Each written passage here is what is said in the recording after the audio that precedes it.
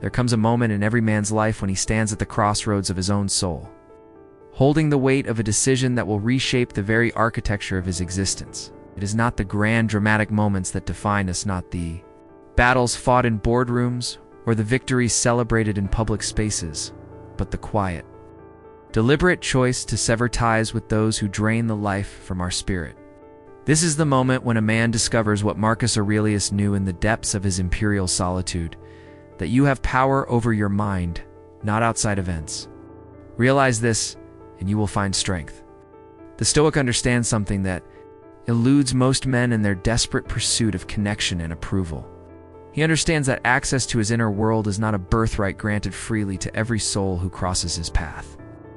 It is a privilege earned through virtue, maintained through respect, and lost through betrayal. When you begin to withdraw your energy, your attention, your very presence from those who have proven themselves unworthy of such gifts, you are not being cruel, you are being wise. You are practicing the ancient art of discernment that separates the philosopher from the fool, the master from the servant of circumstance. But let us not deceive ourselves about the nature of this choice. When you cut someone off, when you finally build that wall of silence between yourself and another human being, you are not merely ending a relationship. You are performing surgery on your own soul. Knife cuts both ways, and the pain you feel is not weakness. It is the natural consequence of extracting something that has grown deep roots in the garden of your heart. Seneca reminds us that every new beginning comes from some other beginning's end. But he does not tell us how the endings feel when they happen in real time, in the messy, complicated reality of human emotion. The first thing that happens when you cut off the wrong people is silence. Not the peaceful silence of a monastery or the contemplative quiet of dawn breaking over still waters, but the heavy, dense silence that follows the removal of noise you didn't even realize was there. It is the silence that fills the spaces where their demands once lived, where their emotional chaos once resided, where their constant need for validation and attention once consumed your precious mental resources. This silence is both gift and burden, for in it you will hear things you have been avoiding for far too long, the sound of your own thoughts, the rhythm of your own breathing, the whispered truths your intuition has been trying to tell you while you were busy managing other people's emotional storms. In this silence, you begin to understand what Epictetus meant when he taught that no one can hurt you without your permission. The people you have removed from your life, they had your permission. You gave it freely, generously, repeatedly, even when they showed you through their actions that they did not deserve it. You allowed them to occupy real estate in your mind, to influence your decisions, to affect your mood, to determine the quality of your days. The cutting off is not about them. It is about withdrawing that permission, reclaiming that territory, rebuilding the borders of your inner kingdom with stronger walls and better guards. But here is where the ancient wisdom meets the raw reality of modern emotional life. Guilt will come knocking at your door like an old friend with bad intentions. It will whisper to you in the dark hours of the night, questioning your decision, painting you as the villain in a story where you are merely refusing to play the victim any longer. The guilt will tell you that you are heartless, that you are abandoning someone who needs you, that a good man would find a way to make it work. This guilt is not your conscience speaking. It is the echo of their voice still living in your head, the psychological residue of manipulation disguised as love, concern, or friendship. Marcus Aurelius faced this same internal war when he wrote in his private journals, "Be like the rocky headland on which the waves constantly break. It stands firm, and round it the seething waters are laid to rest. The waves of guilt, regret, and second-guessing will crash against your resolve. But if you have made your decision from a place of genuine wisdom rather than reactive emotion, you will stand firm. You will not be moved by the temporary discomfort of doing what is necessary for your long-term peace and growth. The pain that follows the cutting off is different from the pain that preceded it. Before, you lived with the chronic ache of disappointment, the exhausting cycle of hope and betrayal, the constant tension of walking on eggshells around someone's unpredictable emotions or unreasonable demands. That pain was like a low-grade fever that sapped your strength day after day. leaving you weakened and confused about why you felt so tired all the time. The pain that comes after cutting them off is acute but clean, the sharp, honest pain of a necessary amputation. It hurts intensely for a time, but it is the kind of pain that leads to healing rather than infection. In the aftermath of this decision, you will discover things about yourself that you had forgotten, or perhaps never knew. You sleep more deeply when you are not bracing yourself for the next emotional crisis that is not actually yours to solve. You will notice that your thoughts flow more clearly when they are not constantly interrupted by anxiety about someone else's approval or disapproval. You will realize that your energy, when not being drained by emotional vampires, is actually quite abundant. You have enough vitality to pursue your own goals, nurture your own dreams, build the kind of life that reflects your values rather than their needs.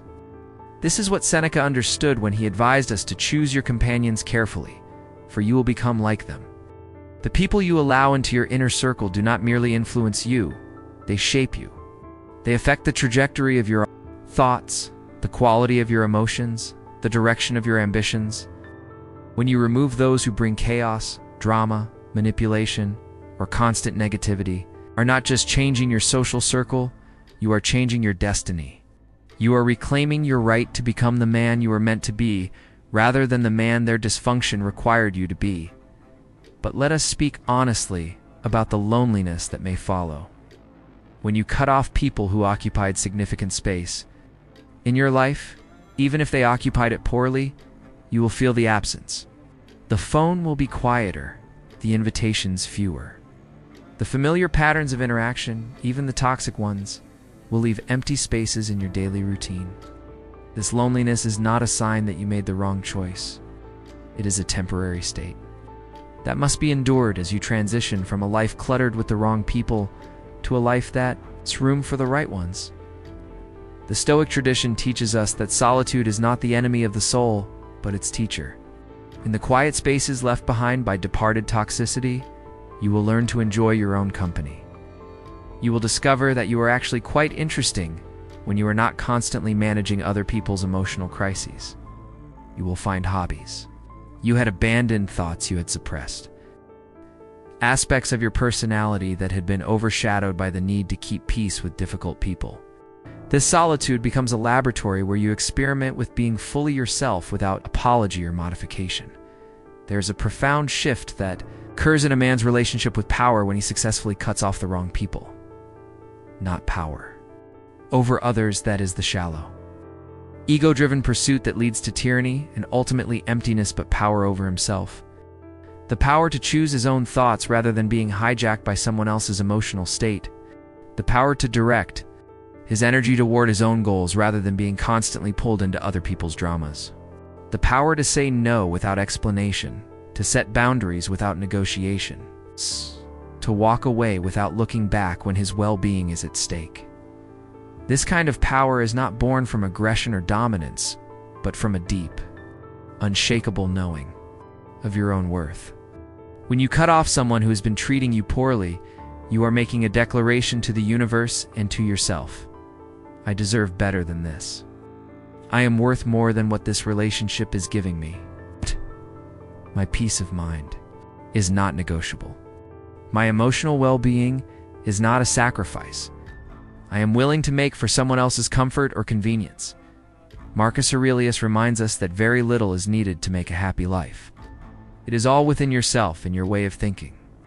The people you cut off were obstacles to this happiness, not because they were inherently evil, because they were incompatible with your growth, your peace, your authentic self. Some people are meant to be lessons rather than lifelong companions. Some relationships are meant to teach us what we will not tolerate rather than what we desire.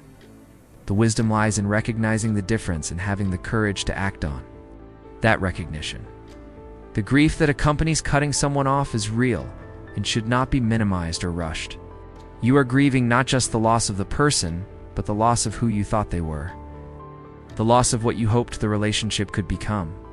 The loss of the fantasy that if you just loved them hard enough or long enough, they would change. This grief is a form of self-compassion, an acknowledgement that you invested real emotion, real time, real hope in something that ultimately could not bear fruit. Allow yourself to feel this grief fully, but do not let it convince you to return to what was poisoning you. Epictetus, who knew something about cutting ties with destructive influences, taught that it's not what happens to you, but how you react to it that matters. The people you have removed from your life may continue to exist, may continue their patterns with others, may even speak poorly of you in their wounded pride. Your reaction to their continued existence, their potential slander, their attempts to pull you back into their orbit, this reaction is where your freedom lies. You can choose to remain emotionally invested in their opinion of your decision, or you can choose to let them disappear into the background noise of a life you are no longer willing to live. The clarity that emerges from cutting off toxic people is perhaps the most unexpected gift of the entire process. When you are no longer spending mental and emotional energy trying to figure out someone else's contradictory behavior, when you are no longer walking on eggshells to avoid setting off someone else's emotional landmines, when you are no longer trying to read between the lines of passive-aggressive communication or manipulative silence, your mind becomes remarkably clear. You see your own goals more distinctly. You understand your own values more deeply. You recognize your own patterns more honestly. This clarity extends beyond just understanding yourself. You begin to see other people more accurately as well. The skills you've developed in recognizing and dealing with the toxic person you cut off become a kind of emotional radar that helps. You identify similar patterns in others before they can establish deep roots in your life. You become more selective about who gets access to your time, your energy, your trust. You develop what might be called emotional discernment, the ability to distinguish between people who genuinely care about your well-being and those who are primarily interested in what you can do for them.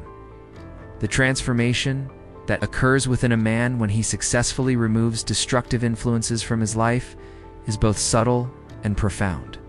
He walks differently, not with arrogance or hardness, but with a quiet confidence that comes from knowing he will not tolerate being diminished by others. He speaks differently, not with cruelty or dismissiveness, but with the measured tone of someone who has learned that his words have power and should not be wasted on those who do not value them. He thinks differently, not with cynicism or paranoia, but with the careful consideration of someone who has learned that not everyone deserves access to his inner world. Seneca wrote that the mind that is anxious about future misfortunes is miserable.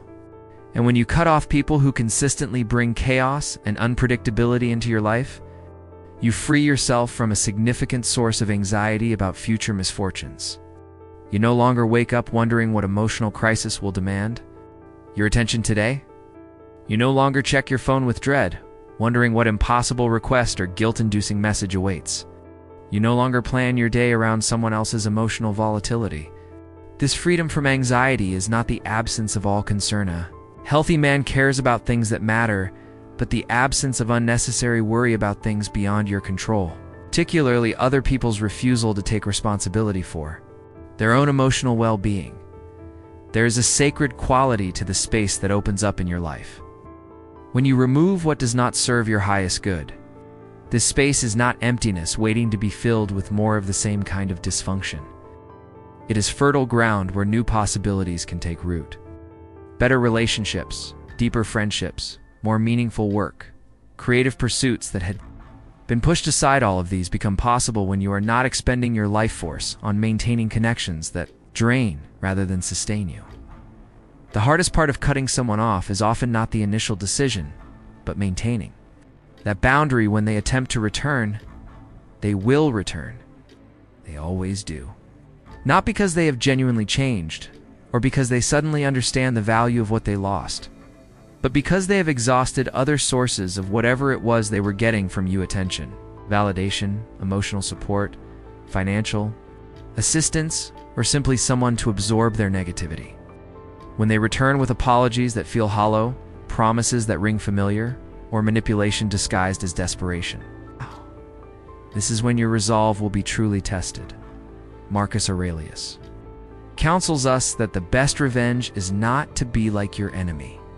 When someone you have cut off attempts to re-enter your life through guilt, manipulation, or false promises of change, The temptation may be to engage with anger, to list their failures, to explain in detail why you made your decision. This engagement, however justified it may feel, is a form of reconnection. It gives them what they are seeking: your attention, your emotional energy, your involvement in their drama. The Stoic response is not to ignore them out of spite, but to remain unmoved by their attempts to pull you back into patterns. You have wisely chosen to leave behind. The strength that develops from successfully maintaining these boundaries is different from any other kind of strength you may have cultivated. It is not the strength of muscle or will or intellect, though it may incorporate elements of all three. It is the strength of knowing who you are and who you are not, what you will accept and what you will not, where you will go and where you will not follow. This strength is quiet but unshakable. It does not need to announce itself or justify itself to others. It simply is, and it shapes every subsequent relationship and interaction in your life. Years may pass before you fully understand the magnitude of what you accomplished when you cut off the wrong people. You will look back on the man you were before you made that decision, the man who said yes when he meant no, who tolerated disrespect in the name of keeping peace, who gave his precious time and energy to those who squandered both, and you will barely recognize him. Not because you have become hard or uncaring, but because you have become authentic. You have aligned your external life with your internal values. You have stopped living according to other people's definitions of what you should be and started living according to your own understanding of who you are. The peace that comes from this alignment is not the temporary peace of conflict avoidance, but the deep, lasting peace of a life lived in integrity. When your actions match your values, when your relationships reflect your worth, when your boundaries are clear and consistently maintained, you create within yourself a kind of inner sanctuary that cannot be disturbed by external chaos. This is what the Stoics called ataraxion perturbedness, tranquility of mind, the ability to remain centered regardless of what storms may rage around you. Epictetus reminds us that wealth consists in not having great possessions, but in having few wants. When you cut off people who constantly created wants in your life, the want for their approval, the want for their changed behavior, the want for them to appreciate your efforts, the want for them to stop creating drama, you discover a kind of wealth that has nothing to do with material accumulation. You become rich in time, rich in energy, rich in peace of mind, rich in the freedom to pursue what actually matters to you rather than constantly managing what doesn't. The final transformation that occurs when a man successfully cuts off the wrong people is perhaps the most profound. He stops being afraid of being alone. The fear of solitude drives many men to tolerate relationships that diminish them, environments that drain them, situations that compromise their values. When you have done the hard work of learning to enjoy your own company, when you have discovered that you are actually quite capable of creating your own contentment, when you have built a life that reflects your authentic self rather than other people's expectations, the threat of being alone loses its power over you. This is not to say that you become a hermit or that you stop valuing human connection. Rather, you become someone who engages with others from a position of choice rather than need, from abundance rather than scarcity, from strength rather than desperation. You no longer maintain relationships out of fear of being alone. You maintain them because they genuinely add value to your life and you add value to theirs. This shift in motivation changes everything about how you interact with the world. Marcus Aurelius, writing in his private meditations during one of the most powerful positions any man has ever held, reveals the ultimate truth about cutting off the wrong people. How much trouble he avoids who does not look to see what his neighbor says or does. The Emperor of Rome understood that even from his position of ultimate external power, his internal peace depended on his ability to focus on what was within his control and let go of what was not. The people you cut off, their opinions of your decision, their attempts to paint you as the villain in their story, their continued existence in the world, none of this is within your control. Your response to all of it, however, remains entirely yours to command. In the end, cutting off the wrong people is not an act of cruelty, but an act of self-love. It is the recognition that your life is finite, your energy is precious, and your peace of mind is not negotiable. It is the understanding that you cannot save everyone, fix everyone, or love everyone into being the person you need them to be. It is the acceptance that some people are incompatible with your growth, your values, your vision for your life, and that this incompatibility is not a failure on anyone's part, it simply is. When you finally understand this, when you fully embrace the power and responsibility of choosing who gets access to your inner world, you reclaim something that may have been lost for years, yourself. Not the self that bends and adapts and apologizes for existing, but the self that knows its own worth, honors its own boundaries, and walks through the world with the quiet confidence of a man who has learned that he is complete unto himself. This is the greatest gift you can give yourself, and paradoxically, it becomes the greatest gift you can offer to others who are worthy of your time, energy, and authentic presence. The Stoic path is not easy, but it is simple. Control what you can control, accept what you cannot, and have the wisdom to know the difference.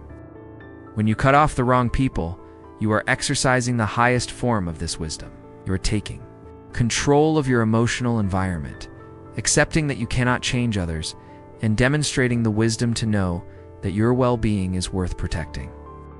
In doing so, you do not become less human, you'll become more fully yourself, and in becoming more fully yourself, you become the kind of person worthy of the respect you once gave to freely to those who could not recognize its value.